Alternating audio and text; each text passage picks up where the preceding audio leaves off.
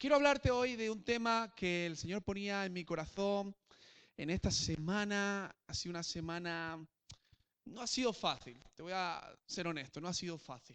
Ha sido una semana para mí difícil, he tenido mis luchas eh, personales, pero también yo le decía a mi esposa esta frase: estoy luchando con Dios. No sé si alguna vez has escuchado esa frase o tú has dicho esa frase: estoy luchando con Dios. Ahora, quiero preguntarte, ¿es bueno luchar con Dios? ¿Es bueno luchar con Dios? Suena un poco así, ¿no?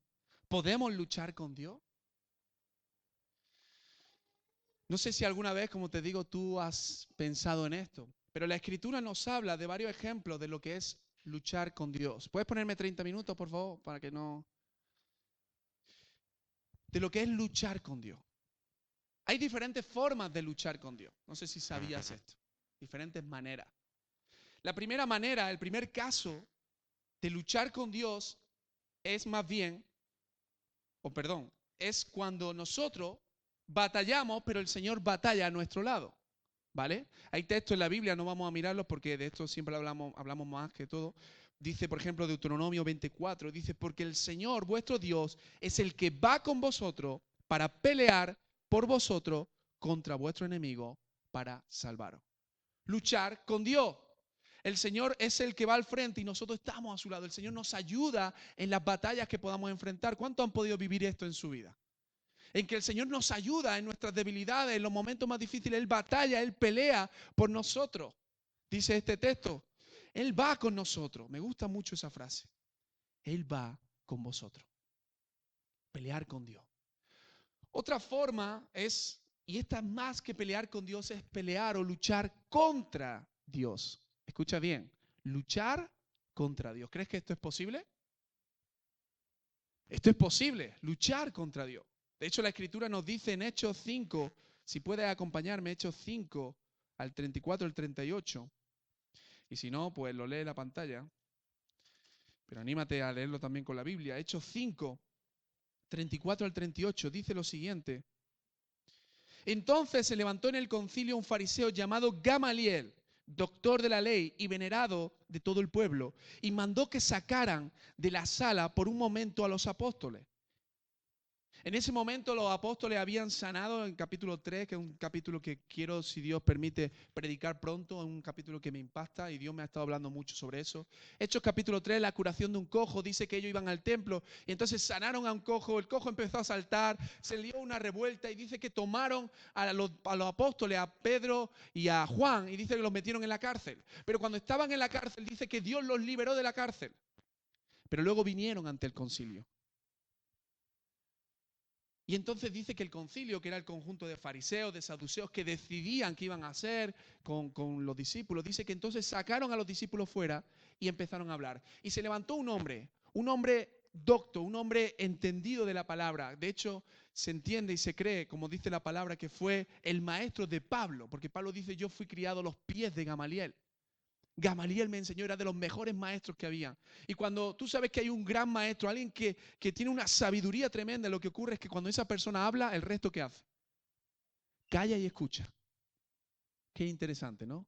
Qué bueno sería que cuando tú hables, la gente pueda escuchar. Y cuando este hombre se levantó, habló y dijo estas palabras: Israelita, pensad bien lo que os proponéis hacer con estos hombres, porque estaban pensando en matarlos, en hacerles daño, en fin, tantas cosas. Hace ya algún tiempo apareció un tal Teudas, quien se jactaba de ser alguien y logró que se le uniera un grupo como de 400 hombres. Es decir, alguien se levantó y dijo, yo soy el Mesías, yo soy el enviado, y dice que tenía 400 hombres. Pero lo mataron y todos los que le seguían fueron dispersados y quedaron reducidos a nada. Después de Teuda, en los días del censo, apareció Judas el Galileo y consiguió que muchos del pueblo lo siguiesen, exactamente lo mismo. Pero cuando también a él lo mataron, sus seguidores se fumaron. Fíjate, siempre era la misma dinámica, los mataban. Y ahora os digo, despreocupaos de estos hombres y dejadlos. Porque si sus planes o lo que hacen es de carácter humano, fracasará. Pero si es de Dios, no lo podréis, fíjate esta frase, no lo podréis destruir. Y podría parecer que queréis luchar contra Dios. parecer que queréis luchar contra Dios. Gamaliel los persuadió y entonces dice que así los llamaron, los azotaron y le ordenaron que no hablasen en el nombre de Jesús y los pusieron en libertad. Cuidado con luchar contra Dios, le dijo Gamaliel al concilio. Entonces el concilio tuvo temor y dijo, oye, no vamos a hacer ninguna locura. Fíjate que le dice, mirad por vosotros. O sea, mirad por vosotros, tened cuidado. Cuidado con lo que hacéis. Vaya que la obra que intentáis hacer sea algo contra Dios. Hermano, mira, hay personas que se levantan y dicen, yo no quiero saber nada de Dios. Hay personas creyentes incluso, que a lo mejor hasta escuchan muchas veces las predicaciones por internet, pero dicen, yo no quiero saber nada de Dios, yo no quiero estar con Dios, yo no quiero saber nada de la iglesia. Ok, si tú has tomado esa decisión, ok, allá tú. Pero Dios te deja. Pero cuando tú intentas destruir los planes de Dios, cuando tú intentas ponerte por medio, imagínate que, como digo, ¿no? Imagínate una persona que decide dejar la iglesia, ahora se pone en la puerta de la iglesia y cada vez que la gente va entrando a la iglesia empieza a chismorrear y a decirle, no vayas a la iglesia, no esto, no lo otro, aléjate de Dios, aléjate de los pastores, aléjate, y empieza a ¿sabes lo que ocurre? Que entonces esa persona sí está luchando contra Dios. Y lo que Dios hace es quitarlo de en medio. Lo que Dios hace es avergonzar a esas personas que luchan contra Dios. ¿Me entienden, no? Lo que te estoy diciendo. No estoy hablando de que a veces uno falla, no, estoy hablando de esas personas que intencionalmente dicen, yo no voy a dejar que una iglesia avance, yo no voy a dejar que las personas conozcan a Cristo, yo voy a hacer todo lo posible para que estas personas se alejen. Entonces ahí están luchando contra Dios, para que el plan de Dios no avance. Te doy un ejemplo muy sencillo. Faraón, ¿recuerda el caso de Faraón? La Biblia dice que constantemente Moisés decía, deja ir a mi pueblo. Y Faraón decía, ni mijita. Y en otras palabras, él decía, aquí yo soy Dios. Yo soy el que manda. Y sin embargo dice la historia que una tras otra, a pesar del corazón duro de Faraón, a pesar de que Faraón intentaba luchar contra Dios, al final Faraón quedó avergonzado. Faraón quedó dañado. Y Dios fue exaltado. Porque aunque haya personas que quieran luchar contra Dios, los planes de Dios se van a cumplir siempre. Dios siempre va a cumplir sus propósitos. Dios siempre va a cumplir lo que Él ha trazado, lo que Él ha diseñado. Dios siempre lo va a cumplir. No hay ningún hombre sobre la tierra, no hay nadie que pueda destruir los planes de Dios, ni el mismo enemigo puede destruir los planes de Dios. ¿Y sabes qué es lo triste? Que Él lo sabe y lo intenta y lo intenta y lo intenta. Pero no hay nadie que pueda destruir los planes de Dios. Y hay personas que se rebelan contra Dios, que quieren destruir, como estos fariseos. Nabucodonosor también fue un ejemplo. Herodes también cuando quiso matar a Jesús. Pero no hay nadie que pueda destruir los planes de Dios. Y quiero darte un ejemplo más, este es más de nuestro tiempo, del año 1700, más cercano, y es el filósofo escritor Voltaire, no sé si te suena este, francés. Y él dijo una frase muy interesante, él dijo, cuando yo me muera, 100 años como máximo le doy de vida a la iglesia, le doy de vida a la Biblia. Y él dijo esto, como máximo 100 años después de mi muerte, la Biblia dejará de existir. Y qué interesante esto. Voltaire, ¿dónde está? Está muerto. Han pasado más de 100 años. ¿Y dónde está la Biblia? La Biblia sigue en cada lugar. La Biblia sigue siendo predicada y sigue siendo enseñada en muchos lugares. Pero mira esto, qué interesante. Donde Voltaire murió, en Ginebra, hoy día es un lugar que compró las sociedades bíblicas. En la casa donde murió Voltaire es donde se fabrican las Biblias. ¿Qué te parece eso? Cuando la Biblia dice Dios se burlará de ellos, y aunque nos suene fuerte, es esto mismo. Dios hará una justicia tan grande que demostrará que Él es soberano sobre todo hombre. Pero hay de los que luchan contra Dios. Yo espero y deseo que aquí no haya nadie que luche contra Dios. Pero quizá nuestro corazón se pueda volver tan duro como el de Faraón, que queramos luchar contra los planes de Dios, contra los propósitos de Dios. Si por lo que sea, yo espero que no, deseo que no, pero si esto hubiera en el corazón de alguien, yo te animo a que cambies tu corazón porque esto va a ser imposible. Los planes de Dios es como un huracán, nadie lo para. Un huracán no se puede parar, no se puede contener. Los planes de Dios se cumplen. Los propósitos de Dios se cumplen. Cuando tú veas que las cosas están difíciles, cuando tú veas que el enemigo intenta estorbarte, tú ten claro esto, los planes de Dios se cumplen. Si Dios dice vayamos al otro lado, Dios y tú, mejor dicho, tú tienes que tener claro que vamos a llegar al otro lado. Aunque se levante la tempestad que se quiera levantar. Los discípulos vivían con esta convicción de que nadie podía parar lo que Dios estaba haciendo. Nadie. Ni un gobierno, ni autoridades, ni un faraón. Nadie. Luchar contra Dios. No luches contra Dios, hermano. Lucha con Dios. Amén. Pero hay otra forma de luchar con Dios. Y esta es la que quiero que hoy nos detengamos a ver. Y quiero que me acompañe a Génesis capítulo 32, versículo 22. Y esto el Señor de verdad lo ponía muy fuerte en mi corazón. Ha sido un trato también del Señor con nuestras vidas, con mi esposa, conmigo. Génesis 32, 22.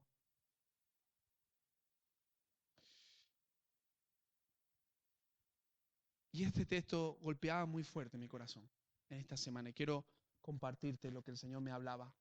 ¿Lo tienes? Génesis 32, 22. Es un texto muy conocido. Dice, se levantó aquella noche, tomó a sus dos mujeres, a sus dos siervas y a sus 11 hijos, se refiere a Jacob, y pasó el vado de Jaboc. Los tomó pues y les hizo pasar el arroyo a ellos y a todo lo que tenía. Así Jacob se quedó solo y alguien luchó con él hasta que rayaba el alba. Cuando aquel hombre vio que no podía con él, tocó en el sitio del encaje de su muslo y se descontó el muslo de Jacob mientras luchaba con él. Y dijo el ángel del Señor, déjame porque raya el alba. Jacob le respondió, no te dejaré si no me bendice. Y le dijo, ¿cuál es tu nombre? Le preguntó el hombre. Jacob, respondió él. Entonces aquel hombre dijo, ya no te llamarás Jacob, sino Israel, porque has luchado. ¿Con qué? Con Dios y con los hombres y has vencido. Declárame ahora tu nombre, le preguntó Jacob. ¿Por qué me preguntas por mi nombre? Respondió el hombre. Y lo bendijo allí mismo. Jacob llamó Peniel a aquel lugar porque dijo, he visto a Dios cara a cara y ha sido librada mi alma. Ya había pasado de Peniel cuando salió del sol y cojeaba a causa de su cadera. Por esto, hasta el día de hoy, bueno, los israelitas no comen del tendón que se contrajo y que está en la coyuntura del muslo, porque aquel hombre golpeó a Jacob en esta parte de su muslo, en el tendón que se encontraba. Versículo 33, 1, y esto es porque quiero destacarte un detalle después. Dice, alzó Jacob sus ojos y vio que venía Esaú con 400 hombres, entonces repartió los niños entre Lea, Raquel, las dos siervas, puso la sierva con sus niños delante, luego a Lea con sus niños detrás, a Raquel y a José. Y él pasó delante de ellos y se inclinó a tierra 7 veces hasta que llegó su hermano. Esta es la historia de Jacob. La Biblia nos dice que Jacob, no sé si has leído, pero te resumo muy rápido, la Biblia dice que cuando Jacob nace hay una lucha en el vientre de esa madre. Y dice, Dios dijo ya que el mayor serviría al menor. ¿Recuerdas que Jacob en un momento determinado era alguien que apacentaba las ovejas, alguien tranquilito, pero Esaú era alguien de guerra? Y entonces dice que un día Esaú, cuando llega del campo, dice que Jacob tenía preparado ahí un guiso de lenteja y le dijo, véndeme tú. ¿El qué? Ah, vale. Tu primogenitura. Y entonces dice que no le importó, se la vendió, en fin. La cuestión es que Esaú le vende la primogenitura. Pero Jacob, después con su madre, trazan un engaño para su padre. Para que su padre crea que es su hermano. Y entonces dice que bendice a Jacob. En ese momento Jacob tiene que salir corriendo, huyendo, porque su hermano, ¿qué quería hacer? Matarlo, matarlo, quiero matarlo. Odio, rabia, mucha rabia hacia su hermano. Y dice que cuando llega a la tierra de su tío Labán, dice, bueno, que allí vuelve a pasar un montón de problemas, un montón de situaciones. Dice bueno, que su tío le engaña, que él también hace su estratagema. Hay unas luchas con unos, con otros, y llega un momento en que se va a encontrar con Esaú. Y sabe, Jacob sabía que Esaú le tenía rabia, que Esaú le tenía gana de venganza, de odio. Dice que se presentó con 400 hombres después y que lo único que hizo Jacob fue arrodillarse y empezar a postrarse. Como diciendo, mira, Jacob sabía a lo que venía Esaú, la lucha tan grande, el dolor tan grande que había en Esaú por lo que él había hecho. Y entonces dice la Biblia que a Jacob no se le ocurre otra cosa que llegar a este lugar. Dice, pasó el vado de Jaboc y dice que tomó a su gente y les dijo irse para allá. Y los llevó para allá. ¿Y sabe qué hizo Jacob? La Biblia dice literalmente, los tomó y así se quedó solo. Te hago una pregunta, ¿por qué crees que Jacob se quedó solo? ¿Crees que Jacob estaba nervioso? ¿Crees que Jacob estaba inquieto? ¿O crees que se quedó solo simplemente para dormir mucho más a gusto? No, se quedó solo por proteger a su familia, por si Esaú venía por la noche, porque estaba nervioso, porque estaba inquieto. Se quedó solo. Y la Biblia no nos dice literalmente que Jacob orase a Dios. Pero sí se da a entender que algo ocurrió de tal forma que el ángel del Señor se presenta delante de Jacob y empieza a luchar con él.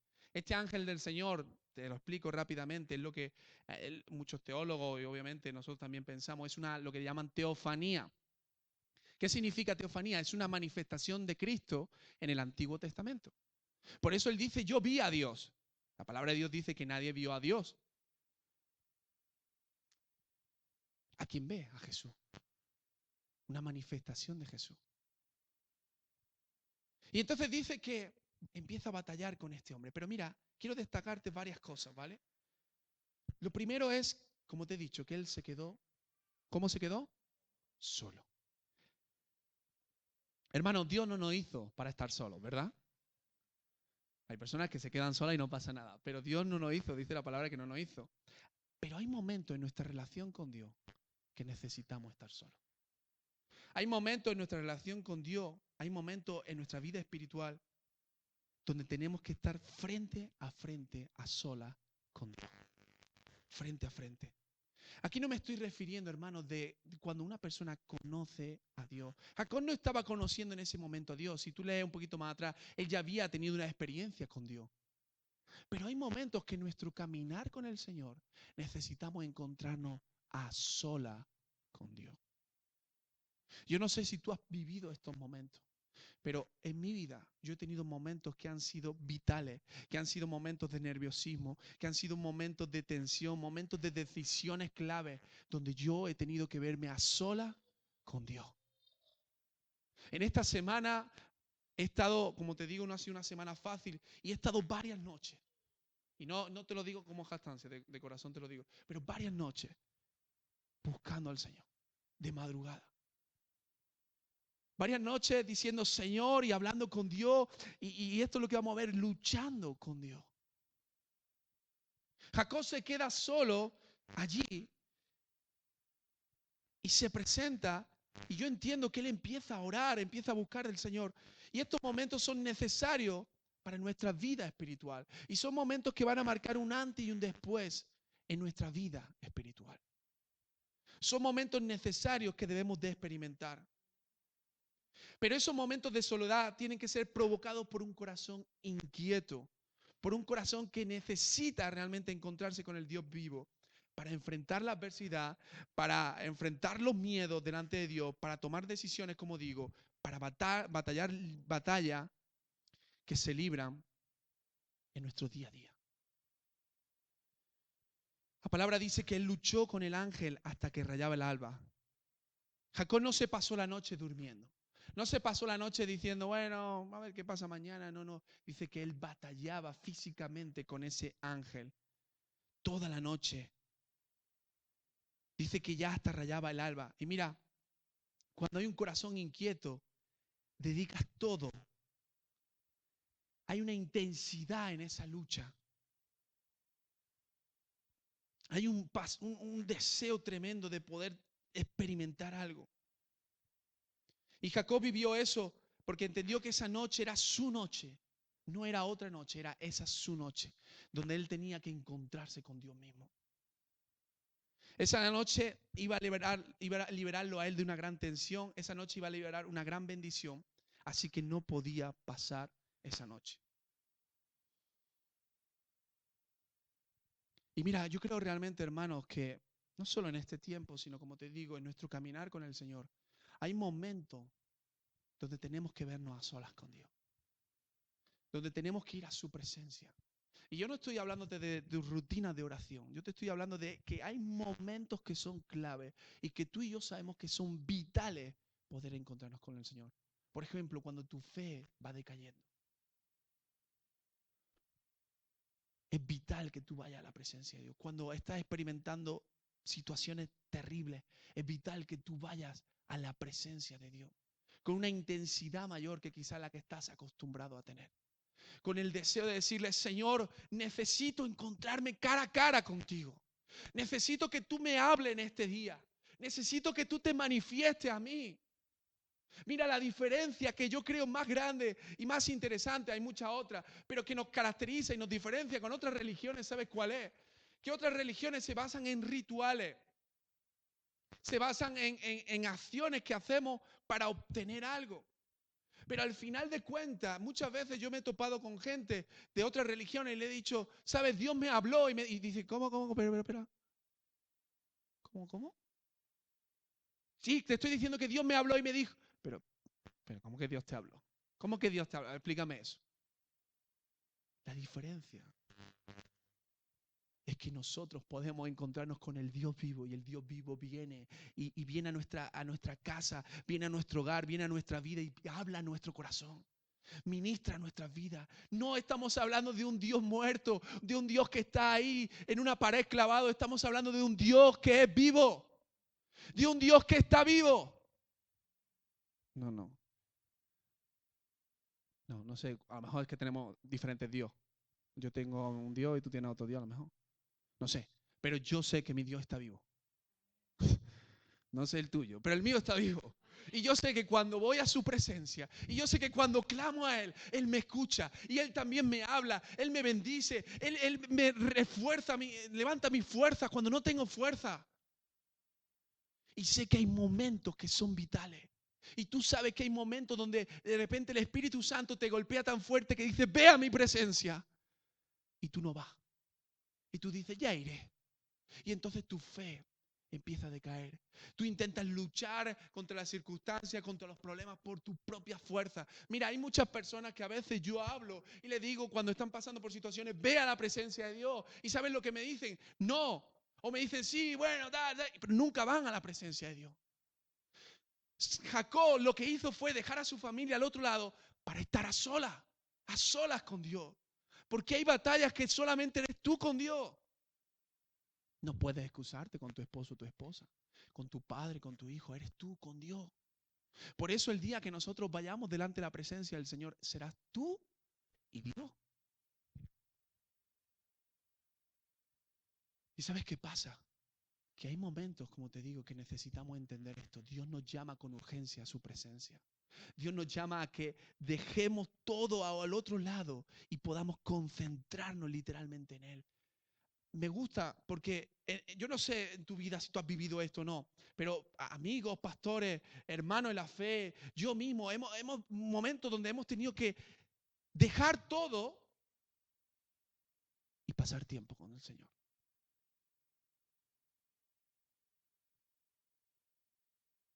Yo he tenido momentos donde he sentido que el Señor me dice, déjalo todo, para todo, vete a una casa apartado y quédate allí hasta que yo te diga. Y he dejado todo, el móvil, las cosas, y me he ido allí y he estado con el Señor. Y he estado ahí hasta que Él me ha dicho, vale. Y tú dirás, oye, pero ¿cómo puede ser? Porque Dios quiere hablar a nuestras vidas. Pero es importante estar a solas con Él también. Es importante dejar todo. No, pero yo oro cada día, yo leo la Biblia. Sí, me parece muy bien. Pero aquí estamos hablando de momentos vitales para tu fe, momentos vitales para tu ministerio, momentos vitales para tu madurez, momentos vitales para tomar decisiones, para enfrentar problemas, momentos vitales. ¿Me hago entender? Yo no sé si tú realmente puedes entender lo que yo te estoy queriendo hablar. A lo mejor intelectualmente sí, pero yo deseo que en tu espíritu, en tu corazón también puedas entender esto. Y la Biblia dice que cuando Jacob está allí luchando, es interesante la cuestión primera. ¿Cómo voy de tiempo? Uy. Dice, cuando aquel ángel vio que no podía con él, tocó el encaje de su muslo y se lo descoyuntó el muslo mientras luchaba con él. Imagínate, ¿no? Una batalla ahí luchando, no sé cómo sería. Y el ángel se da cuenta, el Señor se da cuenta de que no está pudiendo con él, ¿vale? Ahora, entendedme esta lucha. No es una lucha a sangre ahí, a muerte, ¿vale? Es como cuando, por ejemplo, yo tengo un sobrino y a veces le digo, venga, vamos a luchar, ¿no?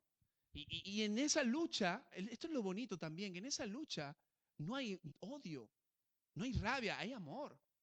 Hay un golpecito, ¿no? Pa, venga, lo tiro al suelo, ¿no? Pero todo el tiempo hay amor en esa lucha. No hay rabia, no hay odio. Terminamos la lucha, venga, has ganado tú, he ganado yo. Nos abrazamos. Es lo que Dios muchas veces quiere también hacer con nosotros. Quiere enseñarnos a través de eso. Pero también ocurre algo.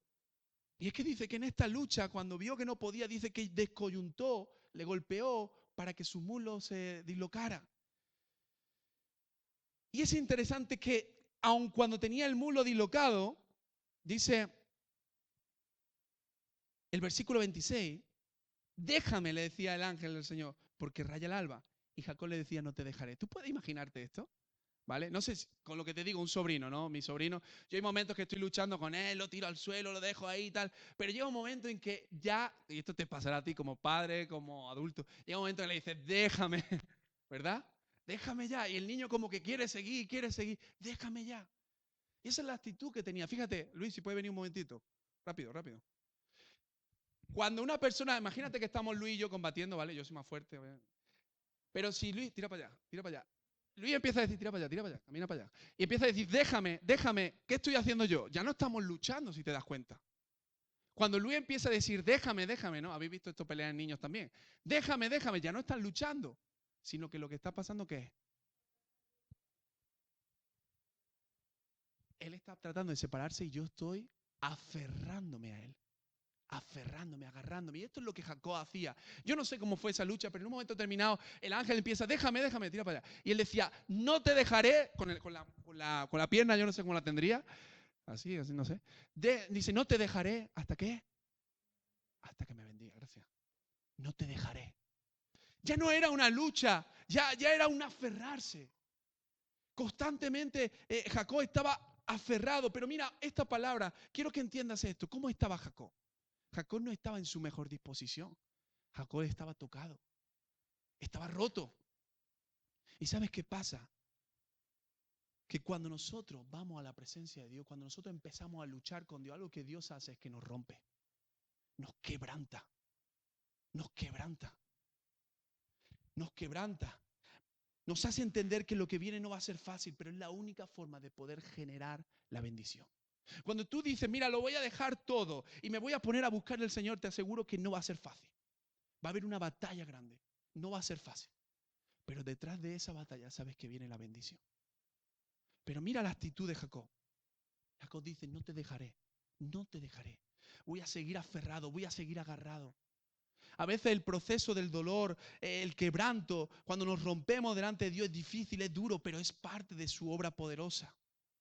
Y hay bendiciones que Dios otorga, privilegios que Dios da, que no llegan si antes no ha habido un quebrantamiento. Si antes no hemos sido rotos. Si antes no hemos muerto a nosotros mismos. Y esto es algo que creo que tenemos que entender, iglesia. Necesitamos que el Señor nos quebrante. Esto no hablo solamente de llorar en un momento determinado. Yo hablo de que decimos, es que no puedo, Señor. No puedo si tú no lo haces. Imagínate a Jacob con la cintura ahí mal. Pero él diciéndole, yo me aferro a ti, yo me agarro a ti para que tú me bendigas. Quizá he perdido aquí un muslo, he perdido, pero lo tuyo es más importante. Yo me aferro a tu bendición. Necesitamos aferrarnos a Él. Y cuando una persona se aferra a Dios, lo que está haciendo es dependiendo de Él. dependiendo de Dios. Muchas veces hemos predicado y hemos hablado que uno de los grandes problemas que tenemos hoy día los creyentes es que no dependemos de Dios. Dependemos de nuestras fuerzas, dependemos de lo material, dependemos de tantas cosas, pero no dependemos de Dios. Pero cuando Dios nos rompe totalmente, lo que nos damos cuenta es la necesidad que tenemos de Él. Y entonces ahí como un niño nos agarramos y decimos, no te voy a dejar. ¿Hasta qué? Hasta que me bendiga. Hasta que me bendiga. ¿Cuánto hace que no le dice eso al Señor? Señor, no me voy a ir de este lugar de oración hasta que no me bendiga. Señor, no me voy a ir de este lugar hasta que no me hable, hasta que no me muestre. Quiero tu bendición, Señor. Lo más importante, lo que más anhelaba Jacob no era la cuestión de solucionar cosas con Saúl o de tener más dinero o menos dinero, era la bendición de Dios. Pero la bendición de Dios también tiene un precio. Y no nos gusta pagar ese precio. Jacob luchó solo por la bendición de Dios y sufrió el quebrantamiento.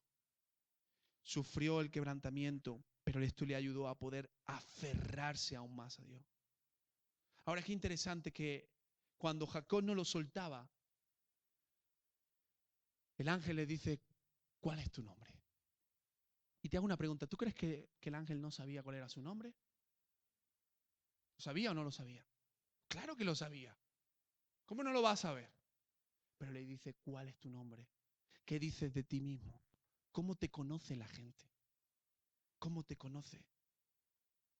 Y mira, algo que Dios hace es que le dice, ya no será llamado Jacob, sino que será llamado Israel. Si te das cuenta, el nombre de Israel es el nombre más importante para los judíos hoy día.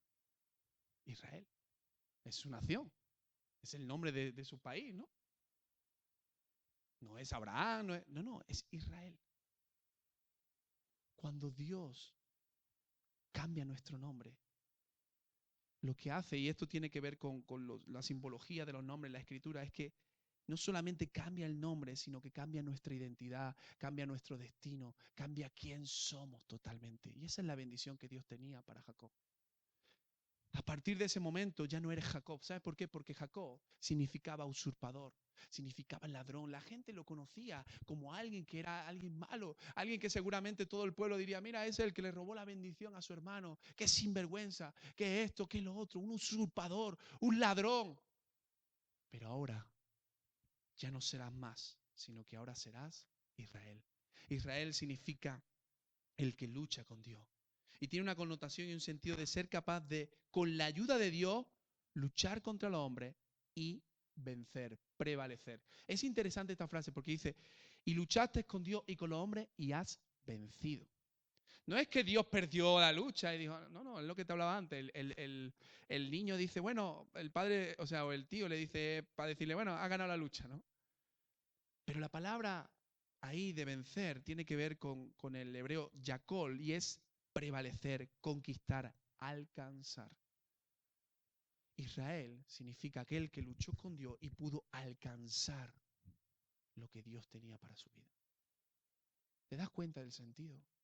Ahora Jacob sale de ese lugar y ya no es Jacob, ahora es Israel. Es Israel. Cuando tú y yo decidimos estar en la presencia de Dios, cuando el Señor ahí nos quebranta, cuando el Señor empieza a ministrarnos, empieza a hablar a nuestra vida ya no es la misma. Nuestra identidad ya no es la misma. Nuestro destino ya no es el que nosotros teníamos egoístamente. Dios cambia totalmente nuestra visión. Y nosotros empezamos a alinearnos con los propósitos que Él tenía, que Él ya preparó. Porque qué fácil es desviarnos de los propósitos que Dios tiene para nosotros. Pero cuando vamos a su presencia, ahí renovamos nuestra fuerza. Es verdad que hemos sido quebrantados, hemos sido rotos, pero ahora nos sentimos mucho más fuertes. Tú piensas, Jacob, ¿vale? Vuelve a su casa y viene ahí con su cadera y le dice a la mujer, pero chiquillo, ¿qué te ha pasado? No, que está luchando con Dios. Piensa esto. ¿Dónde iba Jacob al siguiente día? A encontrarse con su hermano. Piensa esto. Esaú viene a pelea, o es lo que pensaba.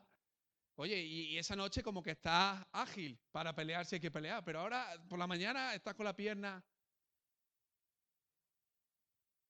Qué curioso, ¿no? Pero qué importante fue ese proceso.